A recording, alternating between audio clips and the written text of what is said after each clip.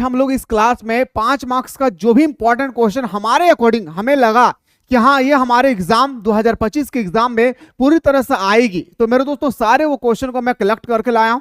ईमानदारी पूर्वक इस वीडियो को शुरू से लेकर अंत तक देखें, ये एग्जाम तक ही नहीं मरते दम तक नहीं भूलोगे मेरे दोस्तों, चैलेंज करता हूं, क्योंकि इतना बेटर तरीके से मैं आप लोगों का एक्सप्लेनेशन करने वाला हूं। मेरे दोस्तों आप लोगों के लिए जब मैं इतना मेहनत कर रहा हूं तो आप लोगों का भी एक फर्ज बनती है कि आप लोग ज्यादा से ज्यादा इस चैनल को शेयर करें, ताकि झारखंड के हर एक विद्यार्थी को पता चल सके कि यहाँ पे आखिर कैसे पढ़ाया जाता है। अगर आप लोगों को अच्छा लगे तभी शेयर करना है भाई, अगर अच्छा ना लगे तो शेयर करने की कोई आवश्यकता नहीं है, ठीक ना।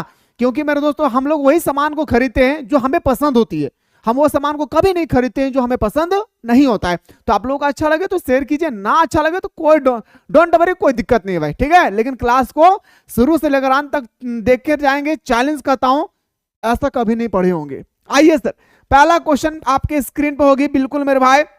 और हाँ, उससे पहले जो भी स्टूडेंट्स ने अभी तक टेस्ट सीरीज को ज्वाइन नहीं किया है ऑब्जेक्टिव क्वेश्चन के लिए, जहां पे ऑनलाइन टेस्ट सीरीज में ले रहा हूं, हर सब्जेक्ट में 10-10 आप लोगों का टेस्ट सीरीज प्रोवाइड किया जा रहा है। और ये टेस्ट सीरीज आप लोगों का बिल्कुल फाइनल एग्जाम के अकॉर्डिंग होगी। क्या होगी मेरे शेर सरनियों, बिल्कुल फाइनल एग्जाम के अकॉर्डिंग होगी, इसलिए इस टेस्ट सीरीज को यहाँ ज्वाइन कर लेंगे। सर पहला क्वेश्चन आपके स्क्रीन पे है मेरे दोस्तों कि भारत में जल प्रदूषण की प्रवृत्ति का वर्णन कीजिए। एकदम खतरनाक तरीके से बता रहा हूं, ईमानदारी पूर्वक देखिए। आखिर भारत में जल प्रदूषण, पानी का प्रदूषण दिन प्रतिदिन बढ़ता हुआ नजर आ रहा है। एक ऑब्जेक्टिव क्वेश्चन बता रहा हूं, याद रखिएगा। भारत के कितना प्रतिशत जल जो है प्रदूषित है, तो 70%, इसको याद रखना है। तो मेरे दोस्तों हमारा बात आती है कि जल प्रदूषण का बहुत सारे कारक है। पहले मैं आप लोगों का एक्सप्लेनेशन कर रहा हूं, फिर मैं आप लोगों को टॉपिक पे लेकर चलूंगा। भारत में जल प्रदूषण का कई कारण है, जैसे एग्जांपल में दूं कि भारत के बहुत सारे एरिया में फैक्ट्री को बसाया जा रहा है। फैक्ट्री को बसाने से वहां के मल मूत्र, जो हमारे जो गंदी रासायनिक पदार्थ होती है, वो सीधे वो नदी में मिल जाते हैं, जिसके वजह से ये पानी पूरी तरह से खराब हो जाती है। और खराब होने के बाद ये पानी जब हम लोग इस्तेमाल करते हैं, कोई सिंचाई के रूप में इस्तेमाल करते हैं, तो कोई पीने योग्य के, तो कोई बर्तन धोने में इसका इस्तेमाल करते हैं, तो उस स्थिति में कई ऐसे लक्षण देखे गए जहां पे इंसान बीमार पड़ जाते हैं। दूसरी कारण यह है कि शमशान घाट में दिन प्रतिदिन आज हम लोग लाशों को जला रहे हैं। लाशों को जलाने से हमारे कार्बन मोनोऑक्साइड गैस निकलती है, और यह कार्बन मोनोऑक्साइड हमारे वातावरण के साथ साथ हमारे जल को भी मेरे दोस्तों प्रदूषित कर रही है। कई ऐसे कारण हैं जहां पे हमारे जल को पूरी तरह से प्रदूषित किया जा रहा है। आइए सर, भारत में तीव्र गति से जनसंख्या वृद्धि हो रही है। भारत में दिन प्रतिदिन जनसंख्या वृद्धि हो रही है। भारत में दिन प्रतिदिन जनसंख्या में क्या हो रही है, वृद्धि हो रही है। और याद रखिएगा मेरे दोस्तों, जनसंख्या वृद्धि होने से पानी की ज्यादा से ज्यादा खपत होती है। यस या नो, ज्यादा से ज्यादा पानी हम लोग वेस्ट करते हैं, खराब करते हैं। जैसे नहाने के रूप में, बाथरूम में, टॉयलेट के रूप में हम लोग पानी को क्या करते हैं भाई, ज्यादा से ज्यादा इस्तेमाल करते हैं। ख्याल रखिएगा। तो भारत में तीव्र गति से जनसंख्या वृद्धि हो रही है तथा बढ़ते औद्योगिकरण के कारण जल प्रदूषण की समस्या गंभीर रूप धारण कर चुकी है। और प्रतिदिन आज हमारा भारत में प्रतिदिन जो है मेरे दोस्तों क्या बढ़ रही है, औद्योगिकरण की संख्या बढ़ रही है। अब औद्योगिकरण जैसे फैक्ट्री की संख्या बढ़ेगी तो कहीं ना कहीं फैक्ट्री में तो पानी की आवश्यकता होगी। मल मूत्र जो होगी फैक्ट्री का, वह कहां जाएंगे, तो नली के माध्यम से डायरेक्ट नदी में मिला दिया जाता है। भारत जल प्रदूषण की प्रवृत्ति को निम्न बिंदुओं द्वारा हम स्पष्ट कर सकते हैं। एक एक स्टेटमेंट को ध्यान से देखना है। क्या ऐसे आपको लिखना है, पहला लिखना है पॉइंट। जब भी 5 मार्क्स वाला क्वेश्चन लिखे, अगर एक भी क्वेश्चन को आप बिना पॉइंट लिखेंगे तो मानिए कि आपने जितना भी सही लिखे आपको 3 मार्क्स मिलेगी, ठीक है, जितना भी सही लिखे। लेकिन अगर आप पॉइंट वाला अगर पॉइंट देकर अगर लिखते हैं तो 5 में 5 मार्क्स मिलने की गारंटी होती है। आइए सर बात करते हैं पहला पॉइंट पे। भारत में नदियों के किनारे बसे सभी नगर और महानगर अपने यहाँ के सीवेज को इन नदी में बिना किसी प्रतिबंध के डाल रहे हैं। सीवेज का मतलब होता है मेरे दोस्तों कि जो हमारा बाथरूम का पानी हो, टॉयलेट का पानी हो, ये शहरी लोग कहाँ इस पानी को रखेंगे, तो इसलिए ये पानी सीधा एक नली के माध्यम से नदी में डाल दिया जाता है, जिसके कारण हमारे नदी की पानी पूरी तरह से प्रदूषित हो जाती है।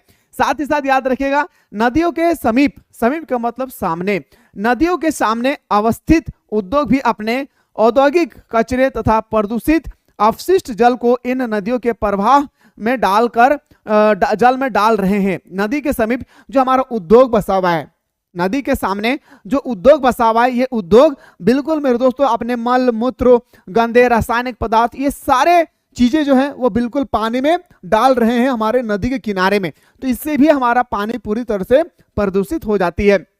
पॉइंट नंबर नेक्स्ट पे आते हैं सर। अभी चुपचाप से सिर्फ सुनते जाना है, रट्टा कुछ नहीं लगाना है सर, ठीक है। और क्लास अच्छा लगे तो कमेंट सेक्शन में जरूर बताएं कि सर हाँ आप समझा रहे हैं और हम लोग को समझ में आ रही है। उद्योग में चमड़ा, लुगदी, कागज, वस्त्र, रासायनिक उद्योग के औद्योगिक अवशिष्ट नदी के जल को गंभीर रूप से प्रदूषित कर रही है। सबसे ज्यादा जो आज हमारे देश में जो हमारे नदी को प्रदूषित कर रही है, नदी के समुद्र के पानी को जो प्रदूषित कर रही है, वो हमारा पहला उद्योग है।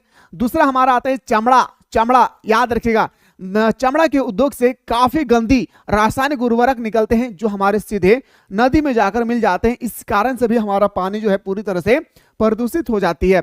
अगला पॉइंट पे बात करते हैं सर कि भारत के कृषि क्षेत्र में, कृषि उद्योग में सतत वृद्धि के उद्देश्य से रासायनिक उर्वरकों, कीटनाशकों तथा खरपतवार नाशक का प्रयोग दिन प्रतिदिन बढ़ता जा रहा है। अब आते हैं सर कि हमारा भारत में अगर कृषि, आप सभी को पता है कि भारत एक कृषि प्रधान देश है और भारत में जब भी हम लोग कृषि करते हैं तो हम लोग पौधे पर कीटनाशक छिड़काते हैं ताकि उस पर कोई भी कीड़ा ना पड़े। साथ ही साथ अगर कोई खरपतवार, खरपतवार का मतलब होता है पौधा के किनारे अगर कोई घास फूस आ जाए तो हम लोग उसको कोड़कर साइड कर देते हैं, तो इसको हम लोग खरपतवार कहते हैं। तो ये दिन प्रतिदिन हमारा वृद्धि हो रही है, ठीक है। इन खरपतवार रसायनों का कुछ भाग वर्षा जल के साथ घुलकर नदी या जलाशय के जल में मिलाकर उसे प्रदूषित कर देते हैं। अब जब आप खेत से पूरी तरह से जब आप खरपतवार को निकालेंगे, आप खेत से जब आप पूरी तरह से खरपतवार को निकालेंगे तो ये खरपतवार पूरी तरह से आप कहीं आपको इकट्ठा करके रखना होगा। इकट्ठा करके जब आप रखते हैं, बरसात की मौसम होती है, जब वो पूरी तरह से सड़ जाते हैं तो ये भी पानी के बहाव से पूरी तरह से नदी में जाकर, तालाबों में जाकर या किसी डोभा में जाकर मिल जाते हैं, जिसके कारण वो भी पानी पूरी तरह से क्या हो जाती है, प्रदूषित हो जाती है। कई ऐसे कारण हैं जहां पे हमारे जल का प्रदूषण हम लोग लिख सकते हैं। ये आपके पेपर में आएगी, कितना मार्क्स का मेरे भाई, 5 मार्क्स का आएगी।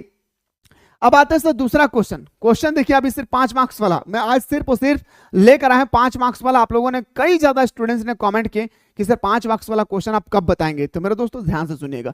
कुटीर उद्योग के किन्हीं 3 विशेषताओं का उल्लेख करें।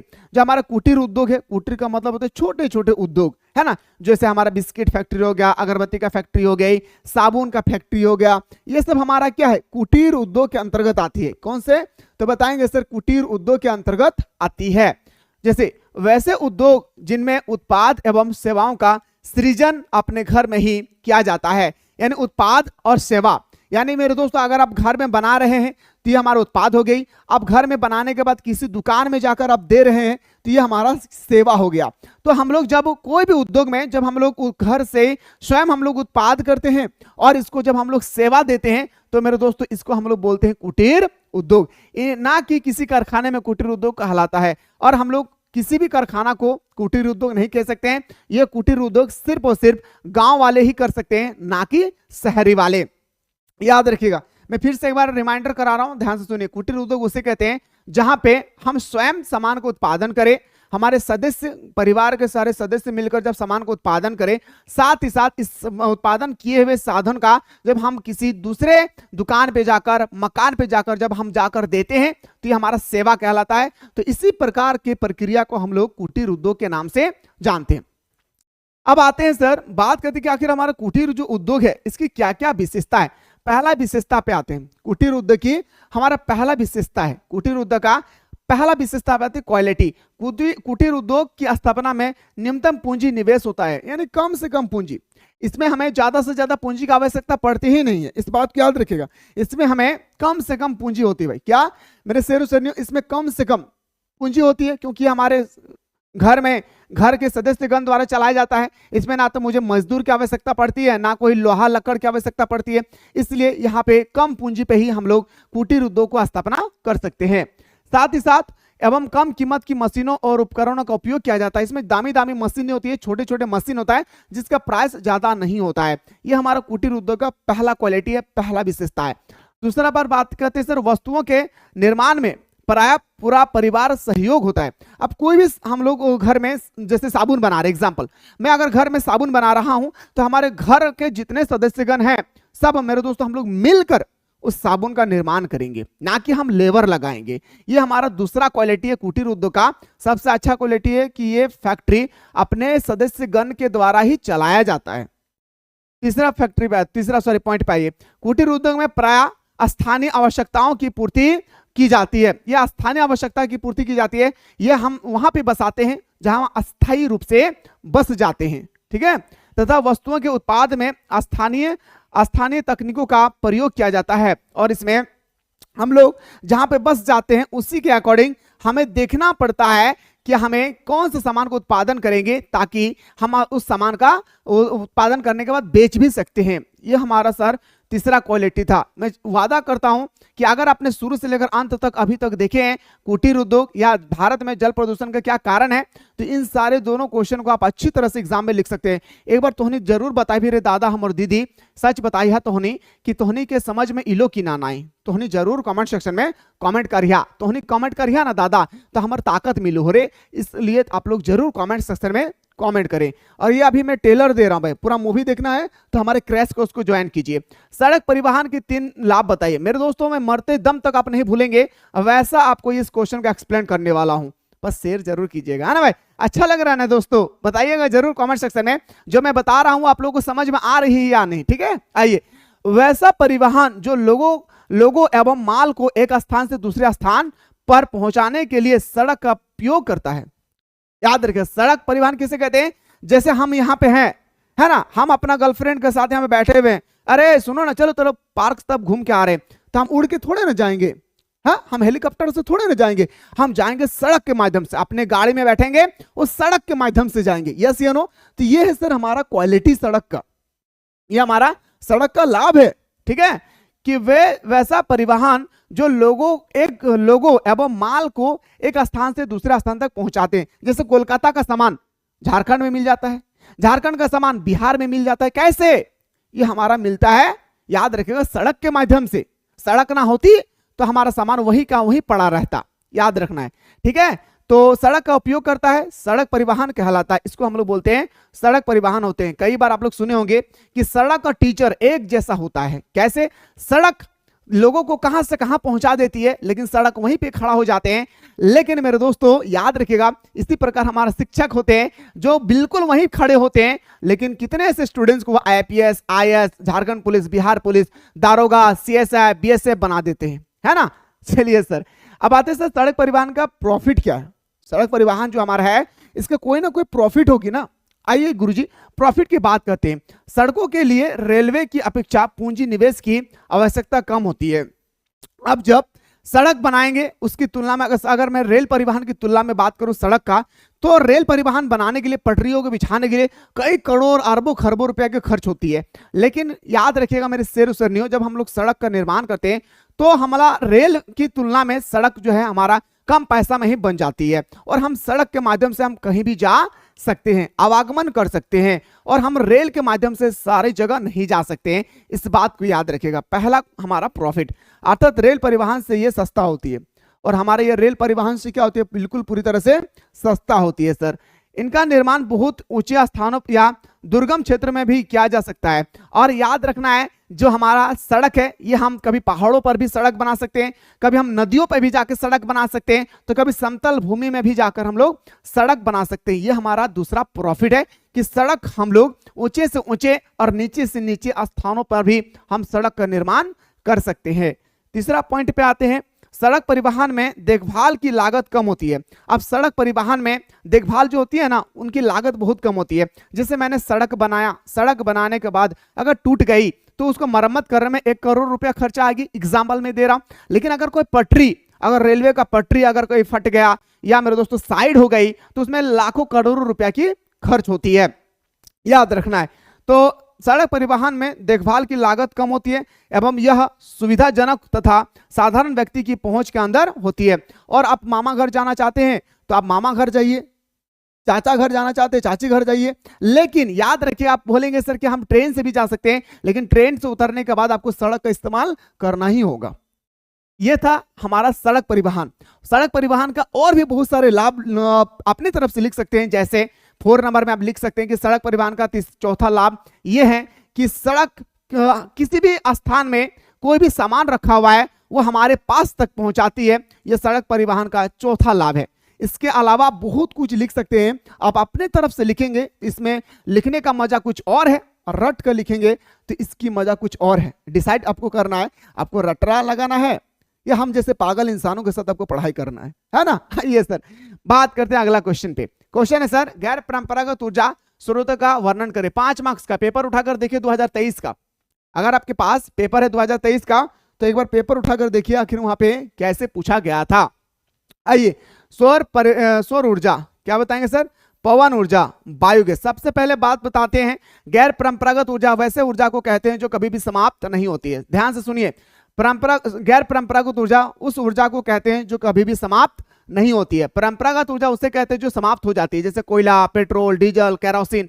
ठीक है, तो अगर हम बात करते हैं गैर परंपरागत ऊर्जा, यह हमारा कभी भी समाप्त नहीं होता है, इसको ख्याल रखना है। तो सौर ऊर्जा यह नवीकरणीय ऊर्जा का एक आवश्यक स्रोत है। यह नवीकरणीय ऊर्जा का एक आवश्यक स्रोत है। हम लोग नवीकरण ऊर्जा पढ़े हैं ना, जो कभी भी समाप्त नहीं होती, उसे हम लोग नवीकरणीय ऊर्जा कहते हैं। तो यह नवीकरणीय ऊर्जा का एक आवश्यक स्रोत है। वास्तव में यह सूर्य से ऊर्जा प्राप्त होने वाली ऊर्जा है। सौर ऊर्जा क्या है? सौर ऊर्जा का इस्तेमाल याद रखना है, जैसे हम लोग एग्जांपल में दे रहा हूं। आप गांव शहर पे जाकर आप देखेंगे तो देखना है कि एक सोलर प्लेट लगाया गया है किसी टैंकी के ऊपर, स्कूलों में भी लगाए गए हैं छत के ऊपर। तो ये हमारा सूर्य के माध्यम से, जब सूर्य का तापमान हमारे प्लेट पर पड़ती है, जिससे हमारा जिससे हमारा बिजली का उत्सर्जन होती है। वही कह रहा है कि यह नवीकरणीय ऊर्जा का एक आवश्यक स्रोत है। वास्तव में यह सूर्य से ऊर्जा प्राप्त होने वाली ऊर्जा है। यह कहां से प्राप्त होती है? सूर्य से प्राप्त होने वाली यह ऊर्जा है। यह प्रकाश की किरणों तथा धूप के रूप में आर्जित की जाती है। यह हमारा प्रकाश की किरण तथा धूप से ही इसका निर्माण होती है। यह पर्यावरण का सबसे अनुकूल ऊर्जा है। यह पर्यावरण की अगर मैं बात करूं, सबसे अनुकूल ऊर्जा है। कौन सा ऊर्जा है? यह सबसे अनुकूल ऊर्जा है। पर्यावरण की सबसे अच्छा सुगम अगर कोई ऊर्जा है तो हमारा है कौन? सौर ऊर्जा। ओके, याद रखना है। अगला है सर हमारा पवन ऊर्जा, जो हमारा राजस्थान इलाके में देखने को मिलता है। आज हम लोग पढ़े कि पानी से बिजली पैदा किया जाता है, कोयला से बिजली पैदा किया जाता है, सौर ऊर्जा से, सोलर प्लेट से बिजली पैदा किया जाता है। लेकिन पवन, हवा जो है ना, हवा, इससे भी हम लोग बिजली का पैदा होती है। याद रखना, अगर आप लोग देखना चाहते हो तो आप राजस्थान के जाकर देख सकते हैं। वहां पे रेगिस्तानी इलाके में जब वहां पे बड़े बड़े पंखा लगाए जाते हैं जिससे बिजली का उत्सर्जित होती है। तो पवन ऊर्जा नवीकरणीय ऊर्जा स्रोत है। यह स्वच्छ एवं सुरक्षित होती है। यह बिल्कुल किसी भी चीज की आवश्यकता नहीं है, सिर्फ एयर जो हमें गॉड गिफ्टेड है, जो हमें दे रही है भगवान, इसी के माध्यम से हमारा ऊर्जा का उत्पन्न होता है।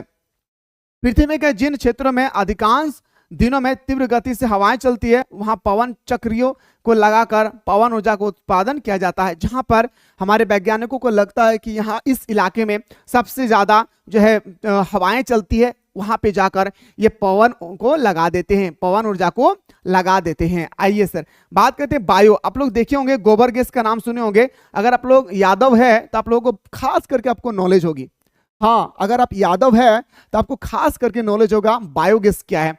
यह मानव एवं पशुओं के मल, घरेलू कार्बनिक अवशिष्ट पदार्थ, खरपतवार, जंगलों के कच्चे माल, लकड़ी, उद्योग के गोवन उत्पादन आदि से प्राप्त किया जाता है। यह बायोगैस होती है।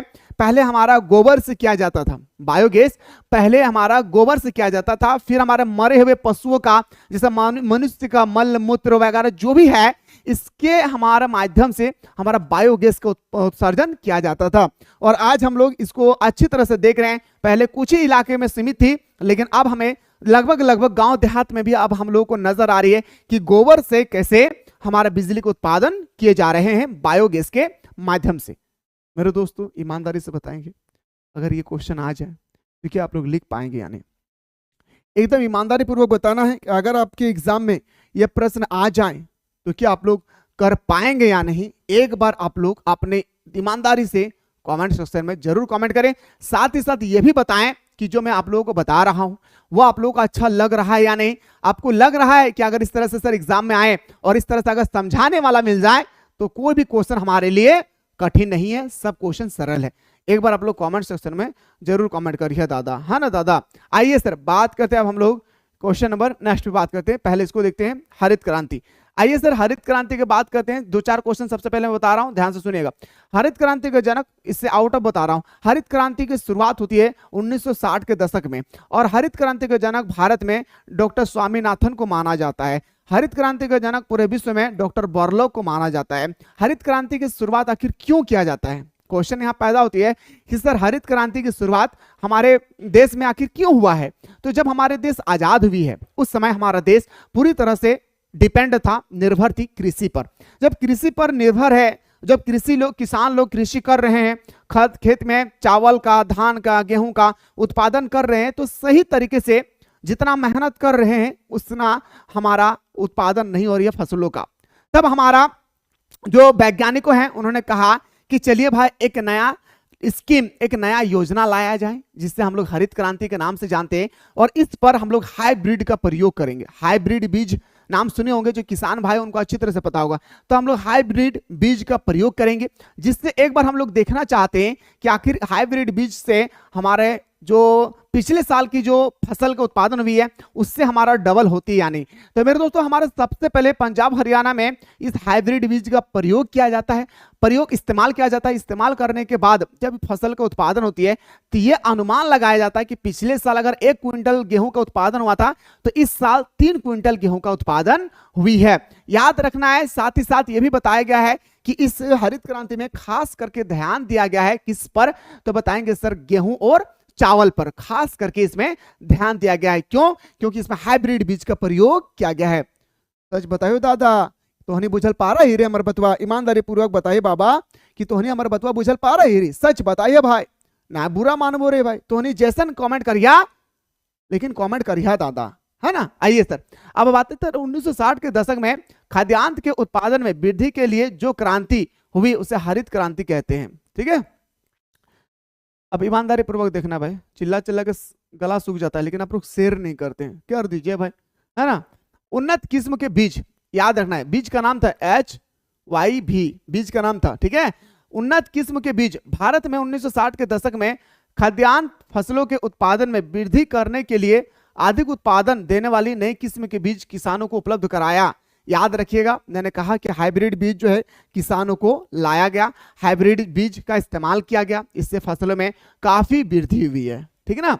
आगे कहता है कि किसानों को अन्य कृषि निवेश भी उपलब्ध कराए गए, जिसे पैकेज प्रौद्योगिकी के नाम से जाना जाता है, जिसके फलस्वरूप पंजाब, हरित क्रांति की शुरुआत ही होती है हमारा पंजाब से, इस बात को भी याद रखिएगा। पंजाब, हरियाणा, उत्तर प्रदेश, आंध्र प्रदेश, गुजरात, राजस्थान, राज्य में खाद्यान्न में अभूतपूर्व वृद्धि हुई। अभूतपूर्व का मतलब होता है, भूतपूर्व मतलब होता है मेरे दोस्तों बीता बकल। इतना वृद्धि हुआ कि लोग अनुमान नहीं लगा सके कि आखिर इतना वृद्धि हो जाए। लोग अनुमान नहीं लगा पाए थे कि इतना वृद्धि आखिर हुई कैसे है। समझ में आ रही है बात को? चलिए सर, सिंचाई की सुविधा। अब सरकार ने कहा जब फसलों पर हम लोग निर्भर है तो फसलों पर ज्यादा से ज्यादा ध्यान दिया जाए। चलो देखते हैं किसान भाई, जो किसान खेती कर रहे हैं, क्या खेतों तक पानी पहुंच पा रही है या नहीं। जब इसमें सर्च किए गए तो पता चला कि 70% ऐसे किसान भाई के खेत है जहां पे पानी नहीं पहुंच पा रही है। तो हमारी सरकार ने यह डिसीजन लिया, निर्णय लिए कि उनको खेत तक पानी पहुंचाया जाए, सिंचाई व्यवस्था को मजबूत किया जाए। इसके लिए नहर खुदवाएं, तालाब बनवाएं, जिससे पानी खेतों तक पहुंच जाए। सिंचाई की सुविधा। हरित क्रांति की महत्वपूर्ण उपलब्धियों के अंतर्गत सिंचाई की व्यवस्था बड़े बांधों के अतिरिक्त छोटे नहरों तथा तालाबों से भी की गई है।